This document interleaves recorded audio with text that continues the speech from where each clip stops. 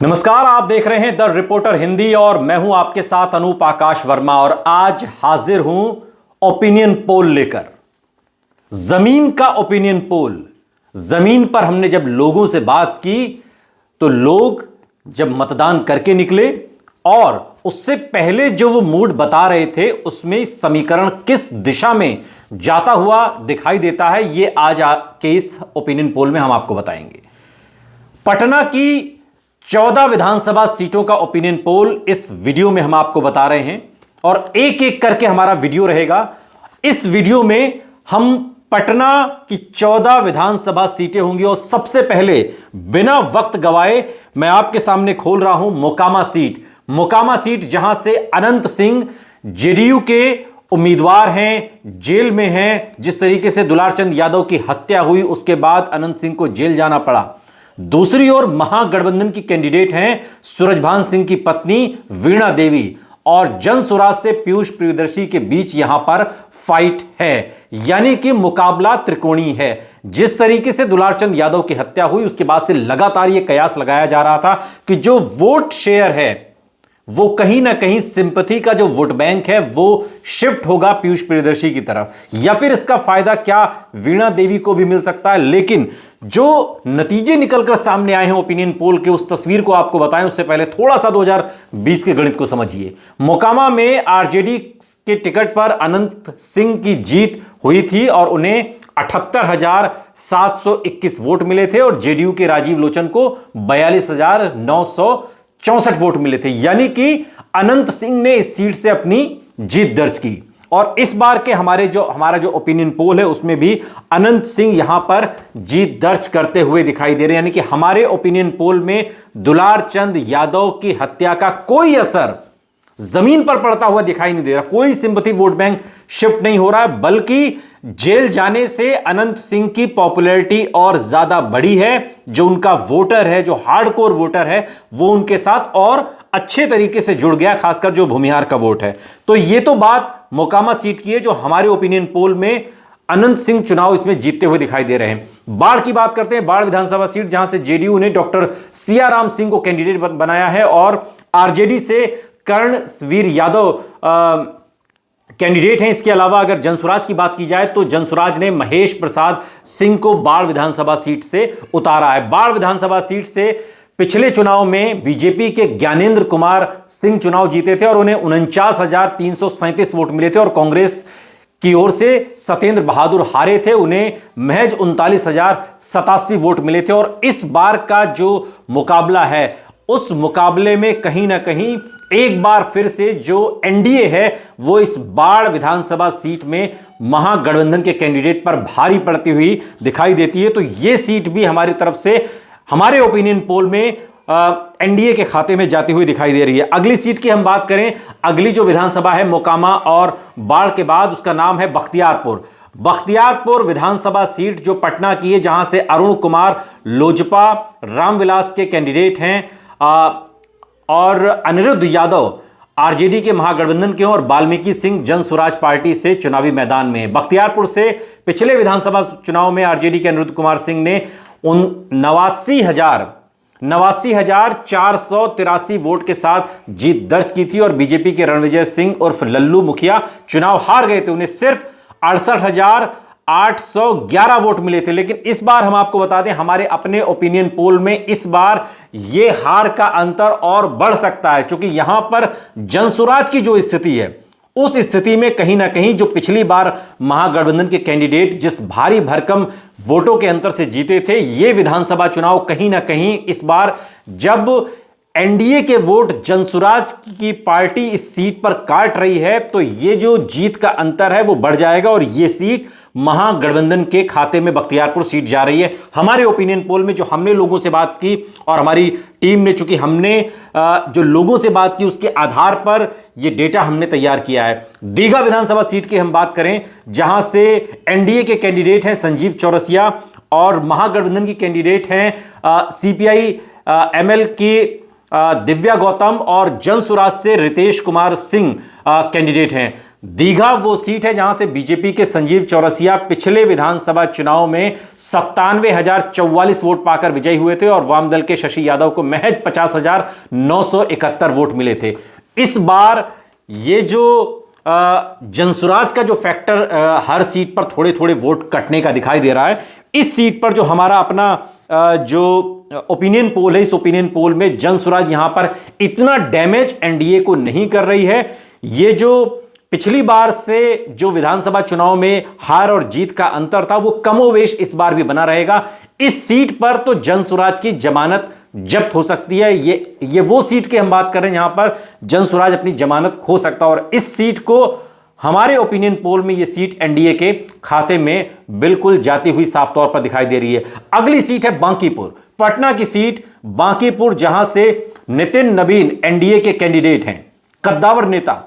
वहीं महागठबंधन ने रेखा कुमारी गुप्ता को टिकट दिया है और जनसुराज से वंदना कुमारी मैदान में हैं। यहां पर मुकाबला थोड़ा त्रिकोणीय दिखाई दे रहा है। बांकीपुर विधानसभा सीट से बीजेपी के नितिन नवीन पिछला विधानसभा चुनाव जीते थे और कांग्रेस की तरफ से यहां से चुनाव लड़ रहे शत्रुघ्न सिन्हा के बेटे लव सिन्हा को उन्होंने हराया था, लेकिन इस बार समीकरण बिल्कुल बदला हुआ है। यहां पर जो लड़ाई है वो कहीं ना कहीं त्रिकोणीय है और इसमें जनसुराज नितिन नवीन को अच्छा खासा डैमेज कर रही है और इस सीट पर कहीं ना कहीं जो हमारा डेटा हमें बता रहा है उसके मुताबिक अगर इस सीट पर नितिन नवीन चुनाव हार जाएं तो आपको बिल्कुल आश्चर्यचकित होने की जरूरत नहीं है। यहां पर महागठबंधन बिना किसी मेहनत के सिर्फ जनसुराज की वजह से यह चुनाव आसानी से जीतती हुई दिखाई दे रही है। कुम्हरार सीट की बात करेंगे। कुम्हरार सीट वो सीट है जहां से एनडीए या बीजेपी कभी नहीं हारी। संजय गुप्ता इस बार एनडीए के कैंडिडेट हैं और महागठबंधन से इंद्रदीप चंद्रवंशी हैं, तो वहीं केसी सिन्हा को जनसुराज ने अपना कैंडिडेट बनाया। कुम्हरार सीट बीजेपी के अरुण कुमार सिन्हा पिछले चुनाव में 81,400 वोट पाकर विजयी हुए थे और आरजेडी के प्रत्याशी धर्मेंद्र कुमार वहां से चुनाव हार गए थे और इस बार भी कुम्हरार सीट पूरी तरीके से एनडीए के खाते में है। कुम्हरार सीट से एनडीए को कोई हरा नहीं सकता। जो दबदबा बीते कई सालों से, कई चुनाव से कुम्हरार सीट पर बीजेपी का बना हुआ है।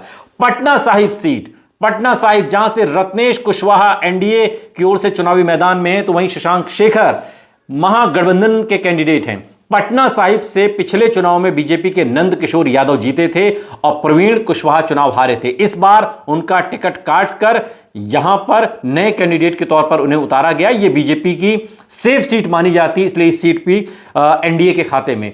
फतुहा विधानसभा सीट जहां से एलजेपी-आर की रूपा कुमारी यहां से कैंडिडेट हैं एनडीए की तरफ से और महागठबंधन के डॉक्टर रामानंद यादव हैं। फतुहा से वो सीट है जहां से पिछले विधानसभा चुनाव में रामानंद यादव 85,769 वोटों के साथ चुनाव को जीते थे और उन्होंने बीजेपी के सत्येंद्र कुमार सिंह को 66,399 वोट उन्हें मिले थे। एक बड़े मार्जिन से, अगर विधानसभा चुनाव में देखें तो बड़े मार्जिन से उन्होंने हराया था और इस बार भी इनका पलड़ा यहां पर भारी है। यह सीट कहीं ना कहीं एक तरीके से अगर हम देखें तो यह सीट महागठबंधन के खाते में जाती हुई दिखाई दे रही है। दानापुर की बात करेंगे। दानापुर बहुत इंपॉर्टेंट सीट है। दानापुर वो सीट है जहां से रामकृपाल यादव को इस बार बीजेपी ने अपना कैंडिडेट बनाया है। रामकृपाल यादव पाटलिपुत्र की इस विधानसभा से सांसद रह चुके हैं, पाटलिपुत्र से कई बार के सांसद, और उनका मुकाबला है रीतलाल यादव से। बाहुबली रीतलाल यादव से मुकाबला सीधे तौर पर। दानापुर से रीतलाल यादव पिछले चुनाव में जीते थे और उन्हें 89,895 वोट मिले थे और बीजेपी की आशा देवी चुनाव हार गई थी, लेकिन और उन्हें वोट मिले थे तकरीबन 73,971। लेकिन इस बार रीतलाल यादव के लिए यह लड़ाई आसान नहीं है। दानापुर की यह सीट कहीं ना कहीं रामकृपाल यादव इस सीट को निकाल सकते हैं। मनेर की बात करेंगे। मनेर जितेंद्र यादव एनडीए के कैंडिडेट हैं और भाई बीरेंद्र को भला कौन नहीं जानता। भाई बीरेंद्र यहां से आरजेडी के कैंडिडेट, महागठबंधन के कैंडिडेट के तौर पर है और मनेर से ही आरजेडी के भाई वीरेंद्र चुनाव पिछला जीते थे और उन्हें 94,223 वोट उन्हें मिले थे और उन्होंने अपने करीबी प्रतिद्वंदी बीजेपी के निखिल आनंद को हराया था। भाई वीरेंद्र की मनेर सीट एक तरीके से बहुत सेफ सीट ही आरजेडी की मानी जाती है और इस बार भी हमारे ओपिनियन पोल में जो हमने लोगों से बात की, जब हम मनेर गए, हमने लोगों से बातचीत की कि उनका क्या रुझान है, या कई बातचीत हमारी टेलीफोनिक भी हुई है, तो उसमें ज्यादातर जो लोगों का रुझान हमें समझ में आया वो भाई वीरेंद्र के पक्ष में है। बेशक उनको और सचिव को लेकर एक विवाद हुआ था सोशल मीडिया पर, लेकिन बावजूद इसके मनेर सीट भाई वीरेंद्र निकाल रहे हैं। फुलवारी सीट की बात करें जहां से श्याम रजक जेडीयू के कैंडिडेट हैं और गोपाल रविदास सीपीआई-एमएल के हैं और डॉक्टर शशिकांत प्रसाद जनसुराज के हैं। फुलवारी सीट पिछली बार सीपीआई-एमएल के गोपाल रविदास जीते थे और यहां से जेडीयू के अरुण मांझी हारे थे। इस बार भी यह सीट उनके खाते में जा सकती है और यहां पर जनसुराज का, ये शहरी इलाका भले है लेकिन जनसुराज का यहां पर कोई खास असर आपको दिखाई नहीं देगा और सीधी जो लड़ाई है वो महागठबंधन और एनडीए से है, जिसमें महागठबंधन के कैंडिडेट यहां पर भारी हैं। मसौड़ी सीट, मसौड़ी एक ऐसी सीट है जहां पर हम गए थे और हमने बहुत लोगों से वहां बात की, वहां के दैनिक स्कूलों की स्थिति भी हमने आपको दिखाई।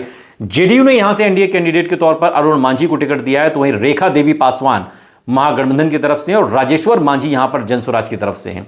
यह मसौड़ी ऐसी सीट है जहां से आरजेडी की रेखा देवी पिछला चुनाव उन्होंने जीता था और 98,996 वोट उन्हें मिले थे और उनकी तुलना में नूतन पासवान को 66,469 वोट मिले थे। और ये जो मसौड़ी सीट है ये आरजेडी का गढ़ भी मानी जाती है।